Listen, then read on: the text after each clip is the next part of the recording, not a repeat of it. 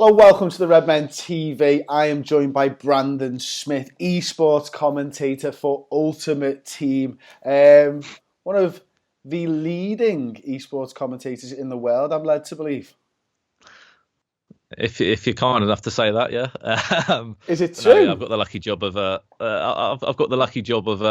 commentating over the best FIFA players in the world, which still surprises me. That could be a job, but yeah. Mate, it's absolutely mad what jobs exist nowadays. I mean, I get to talk about my favourite thing in life, which is football all the time. So yeah, it's incredible, mate. Where are you on Twitter before everyone gets into it? It's just at B Smith Esports, Brandon Smith, but at B Smith Esports. So go over there. Cool. Well, you're obviously a Brighton fan. That's why we've got you in for the opposition preview. I can't wait to hear that silky voice talk about Chris Hughton's side. So, Brandon, how's the sort of last month and a half gone, and how's the season gone in general for Brighton?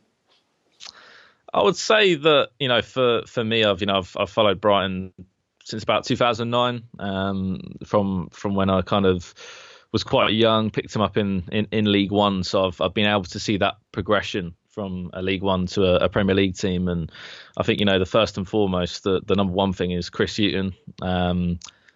Probably a very undervalued manager. He goes without notice a lot of the time, but I'd say this season has been a lot better than last season. Last season I thought we looked scrappy. This season we've looked scrappy at times, but we're pulling ourselves through, and we're actually putting up, I'd say, bigger performances. I think in the past we've been known for just a 1-0 win here, or holding on for a draw here, but we've been going for teams. I look back in the season where we were 2-0 down against Southampton, somehow pulled that back.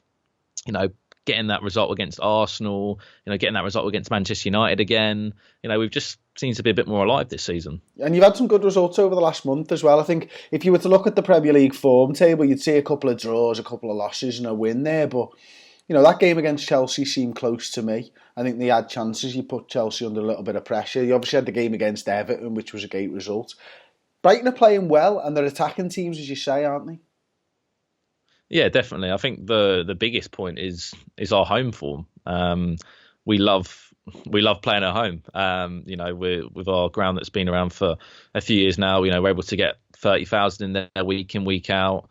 And it seems that the players are thriving at playing at home. It seems to be a way for us that a lot of the time, if we score first, we normally go on to get a result in that game, other than, of course, the game against West Ham, which I don't know what happened. We were 2-0 up and then lost the lead in about 10 minutes. But no, yeah, I think we're unbeaten on 4 now if you include the FA Cup win that we picked up at the weekend. But no, yeah, things are looking good at the moment. So, Chris Hughton's side, what type of football are they playing now? Because it sounds terrible. Like, I'm proper one of those really bad fans that doesn't really take notice of the bottom of the table until we get to play them. So I'll watch match of the day, but I don't really watch 90 minutes of a lot of teams in these leagues. And I think it'd be unfair to lie about it first and foremost, but I don't care. It's just the way that I am. So Brighton are one of those sides that, because they're in the middle of the pack, you kind of, like Chris Hughton, you do kind of, as a Liverpool fan, I'm talking for myself, you do kind of forget about them a little bit, and they've got a style of play, I think, that everybody knows. It's nice passing football and stuff. Is that still the case this season with them? I would say most definitely. I think the issues that we've had in the past with, Glenn Murray, a fantastic striker, our top goal scorer this year, picked up 8 goals so far. At times we're forced into maybe not playing as directly as possible, and it seems to be a counter-attacking performance a lot of the time when we've played against big clubs. But now we've got the likes of Lacardi, who's actually it's been fantastic to see him scoring a few goals now, pull himself through. We've got our Iranian winger now, pronunciation probably a bit off, Jahabagash, I think it's something on those lines. It's pretty off my pronunciation, but we've got attacking players now. I think that's the big thing. But no, passing football definitely there still, the way that Chris Hughton plays, and I would say defensively we're up there with one of the best teams, defensively. The commitment we see from Duffy and Dunk week in, week out, just throwing themselves in front of everything. Well, you've got a better defensive record than so many teams ahead of you. I mean, you've conceded less goals than Manchester United. I think you've conceded less goals than Arsenal as well, haven't you? So this is a side that does have a good defensive record. What are Brighton's weaknesses, if they've got any? I'd say at the moment a weakness that we could be looking into is that we're without Matty Ryan, who's is away. I think it's the Asia Cup. We got Button in, who, don't get me wrong, played a few weeks now. He's looked okay, but when you take out that team that look at Matty Ryan. I think he played pretty much every single game last season that are so solid. They've got that connection with the back line. That's my only worry there. The fullbacks are always in and out. Bruno played a lot last year. We've had to bring in other players now.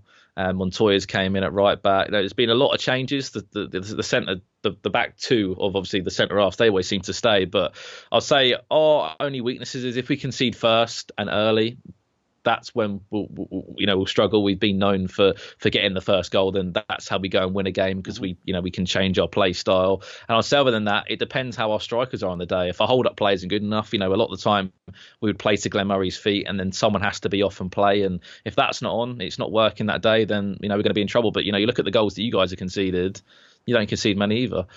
No, that's it. That's been the biggest improvement for us. I think we've now conceded 10 in 21 games. Alisson's been a revelation for us in goal. Van Dijk ahead of him. Robertson at left back's been fantastic for us. And we've been great from set pieces, both defending and attacking them as well. So that's one of those things where I think Brighton are good from set pieces, if I'm not mistaken.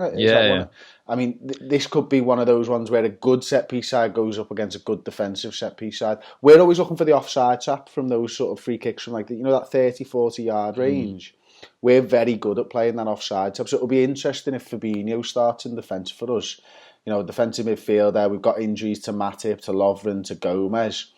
He's going to be starting in there, and it'll be interesting to see whether Van Dijk can marshal that line with Fabinho as well as another. But you've got to be looking at it and looking at Fabinho and thinking, that's the area we've got to attack Liverpool, surely.